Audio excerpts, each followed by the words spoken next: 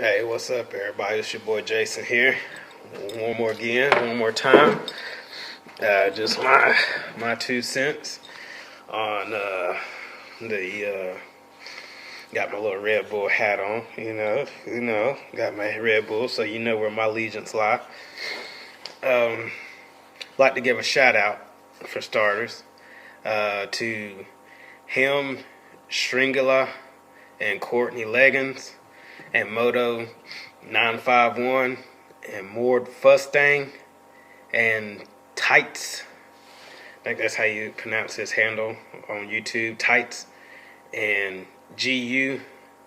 Like to give y'all a shout out and say thank y'all for leaving your comments and your questions and stuff like that. And y'all leave some pretty, educated comments. It ain't just, something dumb. And I like to just say thank y'all for just commenting on my YouTube. Well, let's get on with it. Supercross A-1 2016. My 2 cents. I'm going to start out with qualifiers first.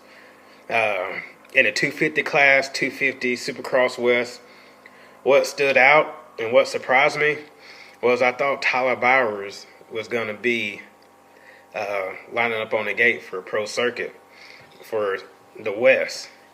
And it seems like the last minute I didn't see him. It seemed like last minute they must have switched their mind about it. That's another thing that stood out, and what surprised me was I thought he was going to be competing with Cooper Webb.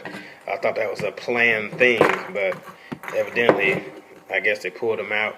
Another thing was Zach Bell riding a Yamaha.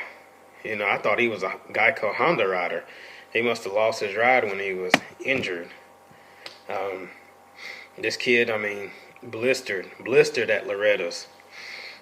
Set some record lap times in 250B. He set the fastest lap time in 250B at Loretta's. It just blows my mind he lost his ride. Another thing that surprised me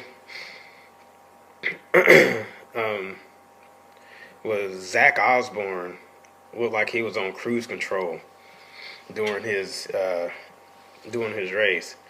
Looked like he was just out there playing with those guys in that qualifier in the 250 class.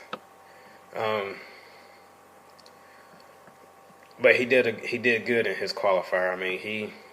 He's been there, done it. Zach Osborne he ain't no stranger to that. Moving on. 450 qualifier.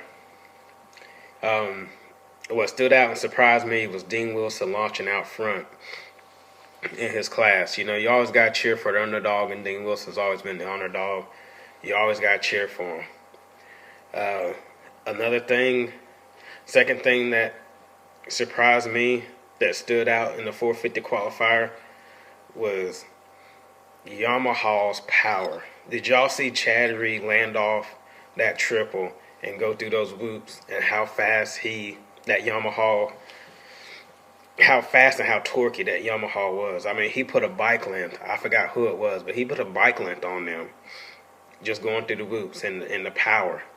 Everybody's got corner speed, but it just seems like that Yamaha is just on a whole new different level as power.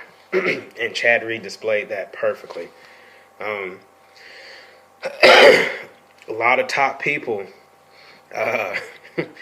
in the 450 qualifiers surprised me with them falling.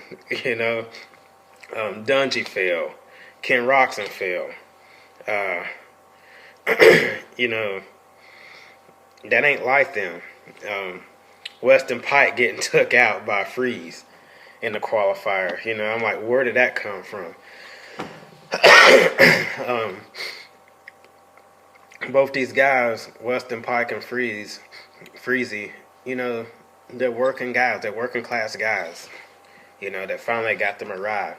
I think something has happened offside or out of the racing between those two. But it just surprised me that a lot of the top guys were falling and crashing in the qualifier. Especially Ken Roxon, Um, it's like he's got a target on his back. But yeah, those are things that stood out with me in the 450 and the 250 qualifiers. Moving on to the 250 main. It is not even surprising. What is surprising, but it's not surprising. Cooper Webb, how he sliced through the field. I mean, that was unreal. All these guys train, and they train hard. And I give him credit, his Yamaha bike is up there, I mean, speed-wise, I don't think there's any other brand touching a Yamaha. So I give him credit. But let me remind you, Jesse Nelson has been training with Alden Baker. And he didn't have anything for Cooper Webb. Just my 2 cents, it looked a little more like Tour de France. Like when you're watching Tour de France and you see the guy, he drops the whole peloton. And at the end, they're wondering, how did he do that? And then it comes out how he did it. Well, anyway, that's just my 2 cents, on the 250 main. Congratulations to Cooper Webb on it.